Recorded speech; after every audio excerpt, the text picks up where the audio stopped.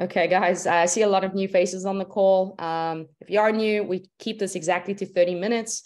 The coaches have prepared a couple topics that we hope will educate you. And if you have any questions, this is a place where if you have any questions, we want you to bring it here. And the way we knock them out is in the chat. So type your questions as topics come up, and then we will address it as we go. Nothing is off limits. And sometimes what you ask actually ends up helping someone else because they didn't know to ask that question. So we're going to get started right away. I've recorded it. So if you do have to hop off, we'll send it in a Zoom call tomorrow. It will be timestamped so you know where you can pick up. Coach Harold, we actually just had an email come through. An athlete was saying, I'm doing CrossFit. That should help me for triathlon, right? And Harold then explained, well, this is what our strength training does. And that's what I say to all of you when you get on this onboarding call. You know, we're preparing you as triathletes. And so, Harold, if you want to take off from there and explain it. Absolutely. Okay, so a lot of you who are on the Train Heroic plan may notice that we have 1 week left in the current build. This is our preseason strength training phase.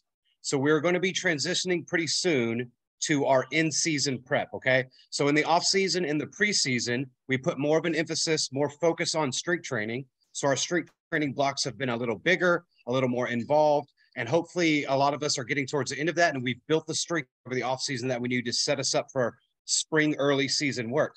So we're going to be shifting our focus. Next week is the last week of our preseason build. We'll take a deload week after that, a recovery week, and then we're going to shift to our in-season focus as many of us are going to start racing here in the next month or so, okay? When we get to the in-season focus, the training blocks are going to be a little bit shorter, so the rest weeks will be a little more frequent.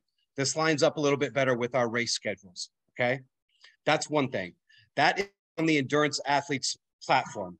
Most of you who are on Train Heroic are on the Endurance Athletes platform. The Endurance Athletes training plan is specifically designed to complement endurance athletes, triathletes. So it transfers to your swim, bike, run training because the swim, bike, run training is the focus. What we do in the gym, the strength training, is a complement to that. Okay, so think like an NCAA program where a cross-country runner would have strength conditioning. Their focus is cross-country running, but they do some strength training as well. The strength training is 100% focused to transfer into their run training. And that's what we do with our endurance platform for triathletes. Now, we do have other platforms. I have a strength athlete focused platform, and we also have a minimum equipment training plan for those of us who like to train at home and we don't have a lot of equipment. Okay, so we can move you to any of those plans that you like. The strength training athletes plan is just that. It's more of a strength training focus. You have a lot more muscular strength in there, a little bit less mobility, and it doesn't quite complement endurance sports or triathlon perfectly. But if that's what you enjoy doing, then I always recommend to do what you enjoy, okay? That goes for CrossFit as well. A lot of us come into triathlon from a CrossFit or have experience doing CrossFit and like doing CrossFit as our strength training component. Now, it doesn't align perfectly with doing endurance sports if triathlon is your focus. But if you like going to the CrossFit gym and you've built a community there and you enjoy those workouts, then of course we want you to do what you enjoy. Just make sure that you communicate that with your coach so the coach knows what days that you're doing that programming, and the swim, bike, run training can complement it as best as possible. Okay, does that make sense? All right, so again, we're in the last week of our preseason build. We'll take a deload week, and then we're going to start our in-season stuff as many of us are about to start racing. If you like doing CrossFit, that's perfectly fine. It doesn't align perfectly, but we can make it work. Awesome. Okay, that's perfect. And guys, the biggest thing he said that at the end, if you are doing those bigger workouts, you have to tell your coach. I'm seeing a lot of people hit the gym really hard on a certain day, and it's ruining their weekend workouts. And we don't want that to be the case. And so it may be a case of just shifting things around or saying, let's meet in the middle. You can do that workout, but let's try to put it on another day that's going to best complement the overall plan for you. So you can essentially execute on the big workout days, and then know that when we're doing a lot of the other training, you can recover off a big CrossFit workout with some other sessions, and everything flow from there. So thank you, Coach Harold. I know Ashton has prepared a lot. So we went to what's called the Endurance Exchange 3 weeks ago now. And it's basically an event where all triathlon coaches and vendors come together and we learn. And so there's a lot of opportunities for continued education. And we thought we would share that with you guys, some of her key takeaways of the talks that she went to. So Ashton, take it away. Awesome. So I kind of broke everything down swim, bike, run, since that's where our focuses are. So we're going to start with the swim. So I want you to kind of think about whenever we have our Monday swims and we talk about doing drills and swimming with good form, that is going to be super subjective to all of us who are maybe newer swimmers. So what does swimming with good form look like? And I know that we've talked about this a lot recently, just about doing drills and staying attentive during our sessions. But a drill essentially is an over-exaggeration of a movement. Whenever you are doing a drill, the purpose of it is to over-exaggerate so that whenever you do it fast pace, it kind of clicks for you. So whenever we talk about swimming with good form, I want you to think about what is it that is moving you through the water. Being streamlined, pushing water back and not down, having good head position. Think about those things as you are doing your drill. Think about those things as you are doing your session, because that is ultimately going to translate into you swimming with good form. So whenever you think about swimming with good form, if you are able to think about what that looks like, it's easier to identify what your limiters are. And whenever we identify what those limiters are, that's whenever we are easily able to really zone in and focus on those things. So on Mondays, whenever we have our form focus recovery swims, I really encourage you, whenever you're getting in the pool, think about, why am I doing it? What is coming easily or not easily to me, and then focus on those things. Your paces are going to be slower. That's okay. The purpose is not to swim super fast, get the Strava kudos, all those things. It's to get better in the pool. And so I encourage you, that's something I've had to do, is really take a step back and focus on what it is that is moving me through the water and how can I do that more efficiently.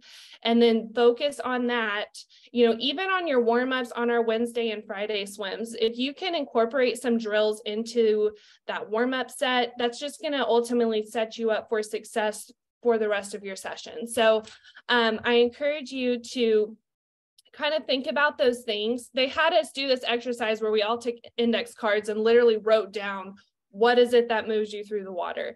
And maybe that is helpful for you to break it down step by step and to think about what is it that's actually moving you through the water.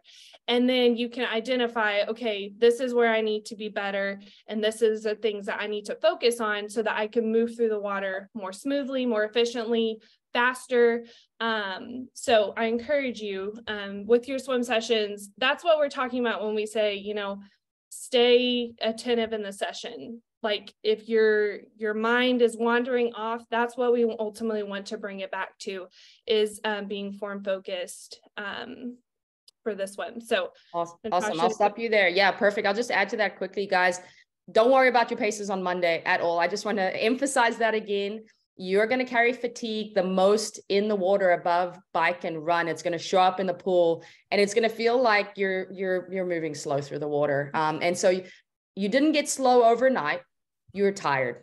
That's all I'm just going to remind you guys. And typically you're tired on Monday after a key workout. And so that's the perfect day to not use your watch, to just focus on form and just slow down. I see so many people in our pool here, they keep stopping their watch and they're looking at their paces. And I'm just like, take your watch off, like focus on what you're needing to do. So, okay, move on, Ashton. Perfect. So for the run, we had a run session and we had some interesting conversation as it relates to warm up for our run. So a lot of us do our run sessions early in the morning. Sometimes it's the first session that we do on a Tuesday or Thursday. We roll out of bed. We may do, like some touch your toes, hamstring pulls, all those things. I want to challenge you. And you may have heard of this, but hold off your static stretching to the end of your run. So the purpose of a static stretch is to elongate your muscles. But if you are going out and you are doing one of your key sessions, let's say it's our Wednesday track session or your Saturday long run, you want that elasticity in your muscles to fire to help move you forward. So whenever we do those dynamic run drills, you're noticing we're not doing like hamstring pulls. We're not doing things like that. We're doing things that are warming up the muscle, but isn't necessarily elongating it. So whenever we are doing those run drills, you are ultimately setting yourself up for what is possible in your main set. So the longer your warm-up set is, that is going to allow you to be that much more prepared for that main set. So doing dynamic warm-up before you do, your 15-minute running, and then some run drills before you actually do your main set is ultimately going to help that Tuesday or Wednesday run or your track session go that much more smoothly, because your muscles are fired up and ready to go. Along with your muscles, one thing with runners that can be a limiter is hip mobility, calf mobility, hamstring flexibility, all of those things that can end up being really tight. And so those mobility sessions, kind of going back to what we talked about with Train Heroic, we have those mobility sessions built in kind of on those Tuesdays and Thursdays. And those sessions can be super helpful, especially if you notice that you have really tight hamstrings, really tight hips, tight shoulders in the pull, things like that. Those are all meant to be complementary to your recovery, and then also to you being that much more prepared and successful whenever you're doing these sessions. So as it relates to the run, my challenge for you this week is whenever you're rolling out of bed and you're getting ready to go out on the road, rather than doing some of the static stretching, maybe incorporate some more dynamic stretching, and that's going to help your muscles be that much more ready and primed for the workout ahead. Awesome. I'm going to take it one step further. And this is what I used to do that really set myself up for success for my run workouts, is before I even got to the warm up and the dynamic stretching, I would get up and I would have my breakfast. And guys, I don't want you guys fasted for these workouts. You have to be fueled for these workouts. I'm seeing it too much coming up now again. So I'm having breakfast, and then right after breakfast, I'm getting on the ground here at home and I'm rolling out. I feel like I actually perform better if I roll out before, and honestly after every session, but for sure before, I feel I move way better. And then I add in some activation. So what does activation look like for me? I always did like some bridges. I always did some kind of side to side.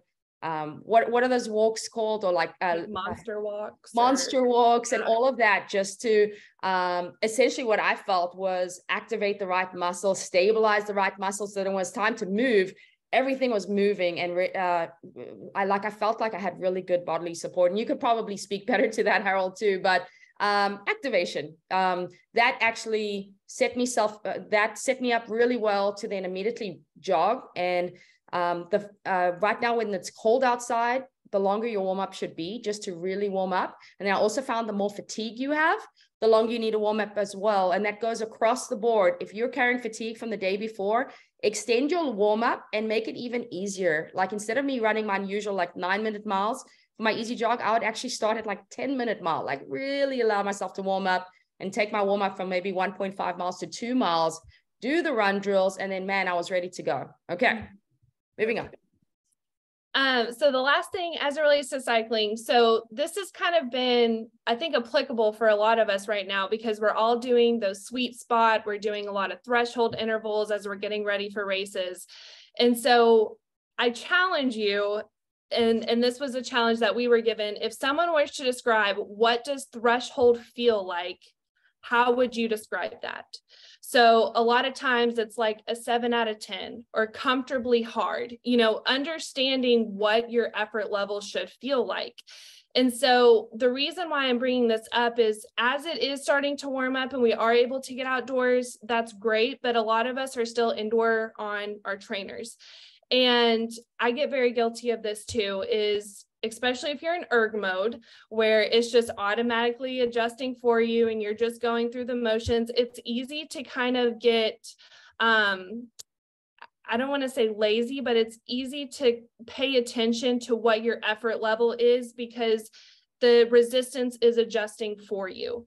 And so I challenge you is, as you are doing these sweet spot intervals and as you are doing these threshold intervals, think about what your perceived effort is for those intervals. And that is the feedback ultimately that we're wanting as coaches whenever we ask at the end of the ride, you know, what was your effort level? We want to know for those key efforts that you are doing. And this can translate to the run too, and in the swim, we're doing threshold sets in the pool and outside right now. And so think about what your effort level is. And a lot of times, some days, kind of going back to the fatigue, it may be a little slower, and that's okay. That doesn't mean you've lost fitness. It may just mean your body is fatigued or tired. But whenever we focus in on what that perceived effort level is, that's how it can translate into race day. Because sometimes race day, we could have all the metrics, but what happens if your watch dries? What happens if your bike computer doesn't work? What happens if you don't have that data on race day, but you know what that effort level feels like? And so that's why in training, a lot of the times we're focusing on what is your perceived effort level, so that on race day, you're prepared, whether you have that data or not, you know what the effort level is that you are able to translate out on the race course. And so I know that's kind of applicable to all three, but it kind of started on the bike, was just making sure that you're focusing in on what your perceived effort level is, and then communicating that so that we can make sure that, hey, if you're getting stronger, okay, then we need to up your power. Maybe we need to extend those efforts, or if it's a fatigue thing, we can kind of help you address that.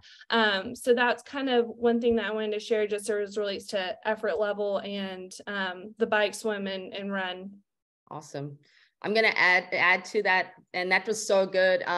One thing I'd also have you guys try is go run and try to run at, say, whatever pace you're looking to run, 8-minute mile, and don't look at your watch. And after the mile beeps, look and see how close you were. You should get to a point where I say, go run 8-minute miles, and you know exactly what that feels like. And same thing for the bike as well. Like, don't actually look at your power, just go at a perceived effort 7. And you're like, with this effort, I should be riding at 200 watts. Do that. Don't look at power. And then after it's go look at power and see where your heart rate was, see where your power was. Like, it should all align. That's how in touch you should be with your effort. And same thing with the swim. Like we have a hard time with some folks doing a descent set. Descent set is so key because you need to know how to change speeds, and you need to know why you're changing speeds. What is the thing that you're adding? And so we see it every single warm up. This is it's like a descent 1 to 4 by 100. And this is to track fatigue. So just say you normally do a descent set where you're going in 100, 145, 143, 141, 139. So you're dropping 2 seconds on the dot typically. And now you get in the pool and it's like 5-10 seconds off. Well, that may actually signal to you that you're really tired. So you might actually need to adjust your workout for today, or you need a longer warm up. Don't bag it yet. So typically when I see a descent set is way off, I actually just warm up more and more. And then I end up knocking my main set out. If I still do the warm up and then I start the main set and the first few hundreds are just horrible, I just shut it down. Like, don't be a hero. You're clearly fatigued. Knock that out. So, and then the final thing on the descent set, as I said, when you change pace, for me, I always know, and this was my routine. One was just perfect technique, what it felt like to me to be really smooth in the water. Then the next thing I did in order to get a little bit faster is I just increased my stroke rate a little bit, and that dropped 2 seconds. Then what I did was, with the increased stroke rate, I now focused on more force on the water, so better propulsion. That dropped another 2 seconds. And then the final one, I just added a kick and kind of put it all together. That dropped more seconds. Okay. And then I need to be able to say to you, hey, Ashton, I want you to do 10 by 100, and you need to be able to come in 125, 125, 125, and know exactly what you got to do in order to do that. Okay. Be very aware when you're swimming, because that's something we can all work on. Okay. Do you have anything else to add from Endurance Exchange?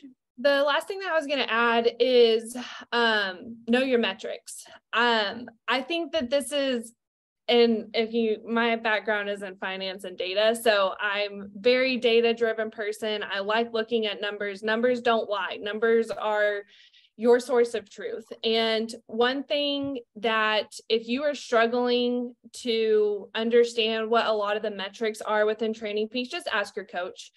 And I think it's a good learning opportunity, because even if your paces seem lower, or you haven't seen improvement in your paces, or maybe power is staying the same, that doesn't necessarily mean you're not improving. You could have improvement in your power to heart rate ratio, and your cadence, and your average heart rate, things like that, that can also indicate improvement. And so be invested in the process, understand what the metrics are. And if you don't know, just ask your coach. And that's a great opportunity for you to kind of, again, have another touch point whenever you get done. Cause I know that we all immediately pull up our Garmin's, and we're looking at all of this data, but it can sometimes be hard to understand what it means and how it applies to your training. And that's what we're here for, is to help you kind of understand what all that information means. And that ultimately just further helps you be invested in the process, and makes this an enjoyable experience. So be invested, know your metrics. That's all I got. Awesome. I will add one thing, and then I'll open it up to the coaches. And I shared this a while ago. I always used to, as you see in our workouts, they're a progression. And if we're doing, just say 4 by 10 minutes at sweet spot, 90% of FTP, I would actually, and then this week we're doing 4 by 12 minutes at that example. I would write down what the power was and what my equivalent heart rate and perceived effort. So all the data that is relevant to me and what Ashton just talked about. And I had it there for every single set, and it was on a piece of paper next to me when I was doing this week's workout. And so when I completed the first interval and I saw, oh, wow, my heart rate is just 3 beats less than last week, and my effort is a little bit less than last week, that gave me so much confidence that I was getting better, and I was able to knock out the rest of the set because of that. And so going into every workout, know what you did, be it a week before, 2 weeks before, because some of you are on a bi-weekly rotation schedule. And then that gives you like a target to hit, and then be excited about to then knock out the rest of the workout. So, okay. Coaches, is there anything anyone wants to add to this? Great job, Ashton. Natasha, I'll add something really quick. I have been reading Joe Friel's The Triathlon Bible book, and he had a couple of really good points that I just wanted to share with folks. This is nice to have. This is not mandatory at all, but these are a couple of things I thought were really helpful. Was to get a bike fit each year, if you can afford it. Even if you have an old bike, an old setup, you got one last year, that can really help save some wattage and your legs for the run. And things might have tweaked a little bit. You might have even got more flexible or something. So getting a bike fit before each season is incredibly helpful. So we've got people and here in Austin that do it. We've had someone come in and do it, but just a nice to have. You can ask your local bike shop, just an easy way to feel really comfortable on an old bike, new bike, whatever it is. And then second was if you have health insurance and you can go check your body out with a physical therapist or a doctor, get a checkup before the season. It's also helpful. Like I just got a physical therapist to check all of my rotation and my joints, hip strength, calf strength, ankle, everything in regards to where I was the strongest, where I was the weakest, and came up with some exercises for me to do specifically to help with swim, bike, run. And that was really helpful. Just little things on top of mobility training that we do Tuesdays and Thursdays, but just specific to your body type. So highly recommend that as we're starting to ramp up the season. You're going to get caught up in races and all that stuff. And you want to make sure that we are doing everything we can on the front end to kind of prehab your body throughout the season. So just a couple of tips that I picked up that I thought were really helpful. Awesome. Yeah, guys. And another thing, if you guys, especially the new folks, if you've not done a level and sweat test, highly recommend it. You need to know what your sodium loss is. Today at the Austin Marathon, a bunch of folks needed salt again. And it's like, this is something we can avoid. You don't need to be cramping and now you miss your goal time. And so what leveling is, you sign up online. We've got a great discount code. They send you a little sweat patch kit, and you basically put the sweat patch on your arm. you do a workout, you want to work out and sweat, and that's how you derive how much sodium you're losing versus some of these other ways of pulling sweat where you're just sitting there. It's not the same by my understanding. And so you go out and you do a run, 30 minutes, an hour, whatever the suggestions are. I think they actually say anything close to an hour is perfect. And then you write down your weight before, your weight after. And so now you know how much you need to drink. And then you send that sweat patch kit into Levelland. They test it in the lab, and you know it's accurate, and then it will say this is how much per liter of sweat that you're losing. So as you lose more weight, this is how much sodium you need. If it's not very warm outside and you've only lost maybe a pound versus 3, well, obviously the sodium will scale accordingly, and then you won't have those mistakes. I only found out about it, you guys, my last season. I was working with Harold as my coach, and I cramped, I'm not kidding, for 12 years of my career because I was undershooting my sodium. And I was taking maybe 1,000 milligrams an hour, and I did the Levelland sweat test and I was losing 1,400 milligrams. So not much, but 400 was enough for me to get those crampy feelings. And then I did it for Florida, first race, my final race, funnily enough, first race of my entire career, I didn't cramp. But it's a test that can easily be done, and you avoid so many mistakes. You invest so much time and money into this. You don't want to make that mistake on race day. And then the other test where the Inside Tracker is another one that's easily set up, is if you do need a test, if, man, I don't feel great, and maybe your iron is off, or vitamin D, if you're not training outside very often and getting a lot of sun, that will pick it up, and then you can get supplements accordingly, and you just feel a world of difference. So, okay, coaches, anyone else want to, we got 3 more minutes left. If anyone wants to add anything, it's Mike, Alice. No. Okay. I see Mike did post, I was on the Training Peaks podcast. So we just kind of talked through just a little bit of the back end of NVDM coaching. So if any of you guys were interested in some of the things we do, how we got set up, and then some of the things we actually do differently from other programs, make sure to check that out. If you guys end up having any questions, feel free to send them my way. I'll be happy to answer it. I have one more thing. Funny enough, Ashton, so you know, my 2 notes to talk about today was know your numbers. So you covered that. But the other thing is race day's coming. We need to start practicing our fuel now. Some people are kind of winging it. And the practice means you need to start, if you have a Saturday ride, the day before, you got to plan out. And I have a piece of paper right next to me, and I write down exactly how many carbs I'm getting from what source, how much sodium I'm getting from what source, and planning ahead and knowing how much I need to drink. And then I weigh myself before, weigh myself after. I write down after each ride. You can write it in Training Peaks. How did I feel? You should calculate how many grams of carbs per hour, how many ounces of hour, and how much sodium per hour. Write that in your notes for your coach. Where are those sources coming from? We make sure we're not overloading on one carbohydrate source versus the other. We can help tweak it. Keep dialing it in. Now you really only have a couple of weeks left, because some of you might be taking you 60 and you don't know that if you just add 20 more grams of carbs, you're going to feel so much better. Or so start practicing, start planning, get with your coach on that if you need to dial it in further. Okay. Anyone else? Nope. I think there was one more thing. Camp, guys, we have camp. Sign up is still open. The first camp is in March, coming up in 2 weeks. And then the next one is in July. That is not open for sign up yet. But if you do want to see the structure, if you're thinking about coming to camp in West Texas, if you want to see kind of what the structure looks like, you can go ahead and see it all laid out in this camp here coming up in March. Okay. Shout if you have any questions on that. So in the messages, iPad has asked what the ETA on own weight orders is. Say that again. What's the ETA on own weight orders? In the messages, it says. I didn't see that. iPad has. Yeah, you know, it should be here any day now. So I need to send them an email. So thank you for picking that up. You know, when we do an own weight order, it takes typically about 10 to 12 weeks. So we're about in that time range right now. You know, obviously sometimes we have no control because it is coming from overseas. And so if there is a shipping delay, that's out of our control a bit, but we're due. So I'll send a message out when it's on its way. Okay. I want the polo. We will actually open, if you're brand new to the team, we'll open up the store to order again, but then know when you order, it comes in about 12 weeks. Okay. Good. Thank you guys. Appreciate you being on the call. Good to see you all.